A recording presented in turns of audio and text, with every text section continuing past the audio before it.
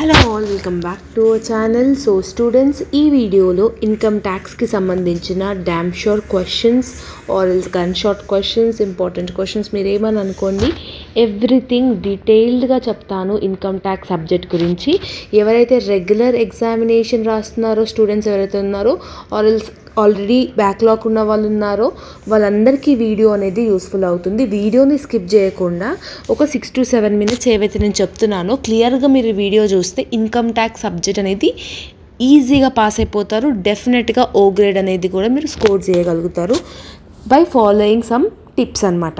Okay, so మీకు ఏ knowledge ఇప్పటికీ income tax గురించి ఏం నాలెడ్జ్ లేకున్నా కూడా ఇప్పుడు నుంచి మీరు స్టార్ట్ చేసినా కూడా మీరు ఈజీగా స్కోర్ చేయొచ్చు. టోటల్ 5 యూనిట్లు ఉంటాయమ్మా మీకు ఇన్కమ్ ట్యాక్స్ సబ్జెక్ట్లో. Total 5 units you will have.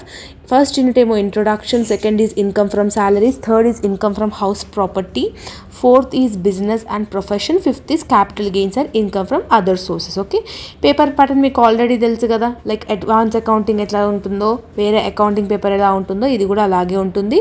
మనకి ఇన్కమ్ ట్యాక్స్లో పార్ట్ బికి చాలా ప్రిఫరెన్స్ అనేది మనం ఇవ్వాలి. పార్ట్ ఏలో థియరీ వస్తుంది మా కంపల్సరీగా. థియరీ అనేది మీరు able to attempt it. Okay, part ఏలో మీరు 5 questions అటెంప్ట్ చేయాలి కదా. సో మీరు పార్ట్ ఏలో మీరు ప్రాబ్లమేటిక్ నేర్చుకోకపోయినా పర్లేదు. ఒకవేళ ప్రాబ్లమేటిక్ అడిగిండే అనుకో, పార్ట్ బిలో ఏవైతే మనం లాంగ్కి నేర్చుకుంటామో అవే పార్ట్ ఏలో కూడా అవే అడుగుతాడు. డిఫరెన్స్ ఏమీ లేదు. సో మీరు కాన్సన్ట్రేట్ చేయాల్సింది ఎక్కడ అంటే part below. Okay, so first నేను 4 marks ఏవేవి ఇంపార్టెంట్ ఉన్నాయో అవి చెప్తాను. ఓకే, సో ఫస్ట్ యూనిట్లోకి ఏమో మొత్తం 4 questions ఇచ్చినాను పార్ట్ ఏకి సంబంధించినవి. ఈ 4 questions అనేది compulsory important. Minimum 2 4 marks questions అనేది అడుగుతున్నాడు అంటే 8 marks అనేది మీరు స్కోర్ చేయొచ్చు. ఎప్పుడైతే మీరు పార్ట్ ఏలో ఒక క్వశ్చన్ మీరు అటెంప్ట్ చేస్తున్నారు థియరీ కంటే మినిమం 1.5 side పేజ్ మీరు కంపల్సరీగా రాయాల్సిందే. ఓకే, కొంతమంది స్టూడెంట్స్ 4 మార్కులే కదా అని ఒకటే సైడ్ రాసి వస్తారు. అలా చేయకూడదు. కంపల్సరీగా 1.5 side మీరు ఎలాబొరేట్ చేయాలి. ఓకే, యూనిట్ 2లో కూడా ఏవైతే నేను ఇప్పుడు ఈ 3 questions 4 questions 2 questions ఏవైతే చెప్తున్నానో పార్ట్ ఏకి సంబంధించినవి అంటే 4 marksకి సంబంధించినవి అవి సరిపోతుంది మీ ఫైనల్ ఎగ్జామ్కి. ఇంకా ఎక్స్ట్రా నేర్చుకోవాల్సిన అవసరం అయితే లేనే లేదు. ఓకే, నేను ఏవైతే క్వశ్చన్స్ నేను చెప్తున్నానో అవి నేర్చుకోండి సరిపోతుంది. ఓకే, పాస్ అవ్వడానికైనా O గ్రేడ్ తెచ్చుకోనికైనా కూడా అవి సరిపోతుంది. ఓకే, పార్ట్ ఏని మీరు నెగ్లెక్ట్ చేయకండి. బికాస్ థియరీస్ అడుగుతాడు కంపల్సరీగా. ఒకవేళ ప్రాబ్లమేటిక్ అడిగినా కూడా ఒక 2 questions ఏమో ప్రాబ్లమేటిక్ అడుగుతాడు కానీ రిమైనింగ్ 6 questions 5 questions మాత్రం థియరీ అడుగుతాడు. 20 మార్కులు మాత్రం మీరు ఓన్గా ఈజీగా స్కోర్ చేసేయచ్చు. ఓకే, పాసింగ్కి కూడా అవి ఇంపార్టెంట్ అవుతుంది. It will be helpful. ఎవరైతే పాసింగ్ కోసం ఉంటారు కదా, థియరీ బాగా ఎలాబొరేట్ చేసిన వాళ్ళకి అది ఈజీగా ఉంటుంది. ఓకేనా, సో పార్ట్ ఏకి సంబంధించిన 20 marks క్వశ్చన్ నేను డిస్కస్ చేసేసిన ఇప్పటి వరకు. ఈ ఏవైతే ఇప్పుడు చూపిస్తున్నానో డిస్ప్లే మీద అవి సరిపోతుంది. ఇప్పుడు లాంగ్ క్వశ్చన్కి వద్దాం.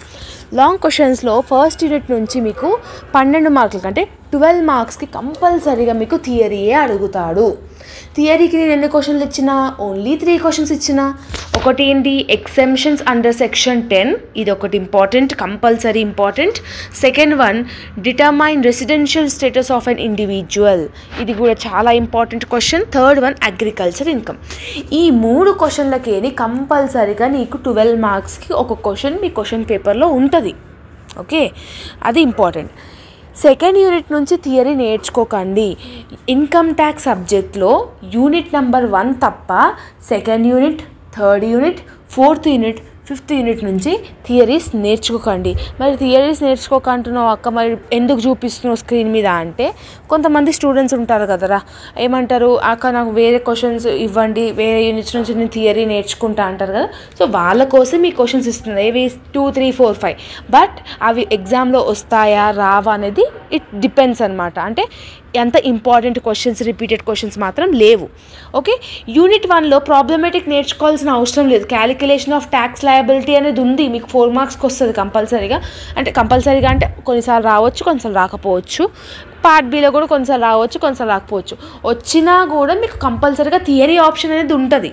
సెకండ్ యూనిట్ నుంచి ప్రాబ్లమేటిక్ నేర్చుకోవాలి, income from salaries. Third unit నుంచి ప్రాబ్లమేటిక్ నేర్చుకోవాలి, income from house property. Fourth యూనిట్లో నీకు 2 options ఉంటాయిరా.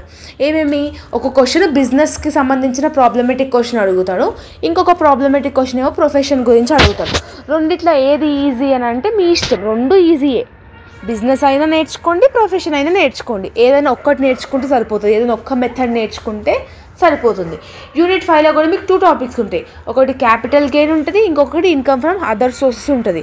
ఇన్కమ్ ఫ్రమ్ అదర్ సోర్సెస్ అనేది హార్డ్ ఉంటుంది కాబట్టి నేను దానికి రెడ్ మార్క్ పెట్టిన. అది నేర్చుకోకండి. క్యాపిటల్ గెయిన్స్ నుంచి ప్రాబ్లమేటిక్ అనేది నేర్చుకోండి. ఓకే, సో ఇది నేను అనుకున్నది. ఓకే, యూనిట్ 1 నుంచి థియరీ నేర్చుకోండి, యూనిట్ 2 నుంచి ప్రాబ్లమేటిక్ నేర్చుకోండి, యూనిట్ 3 కూడా ప్రాబ్లమే. యూనిట్ 4లో మీకు బిజినెస్ అయినా ప్రొఫెషన్ అయినా ప్రాబ్లమేటిక్ నేర్చుకోండి. ఏదైనా ఒక మెథడ్. నీకు బిజినెస్ ఈజీ అనిపిస్తే బిజినెస్ నేర్చుకో, ప్రొఫెషన్ ఈజీ అనిపిస్తే ప్రొఫెషన్ నేర్చుకో. నా ప్రకారంగా అయితే బిజినెస్ నేర్చుకోవడం బెస్ట్. ప్రొఫెషన్ నేర్చుకోవచ్చు, కానీ కొన్నిసార్లు థియరీ అడుగుతారు. మీరు అంత కష్టపడి ప్రాబ్లమేటిక్ నేర్చుకున్నాక థియరీ వచ్చిందనుకో రాసేయచ్చు, కానీ మళ్ళీ డిసప్పాయింట్ అవుతారు. కాబట్టి బిజినెస్ గురించి చెప్తున్నా. క్యాపిటల్ గెయిన్స్ నేర్చుకోండి. ఇది ఇన్కమ్ ట్యాక్స్కి సంబంధించిన వీడియోస్. మన ఛానల్లో ఇన్కమ్ ట్యాక్స్కి ఎక్స్ప్లెనేషన్ వీడియోస్ కూడా వస్తాయి, మీరేం భయపడకండి. కంపల్సరీగా నేను అప్లోడ్ చేస్తాను. ఎక్స్ప్లెనేషన్ వీడియోస్ కావాలా వద్దా కంపల్సరీగా కమెంట్ సెక్షన్లో కమెంట్ చేయండి.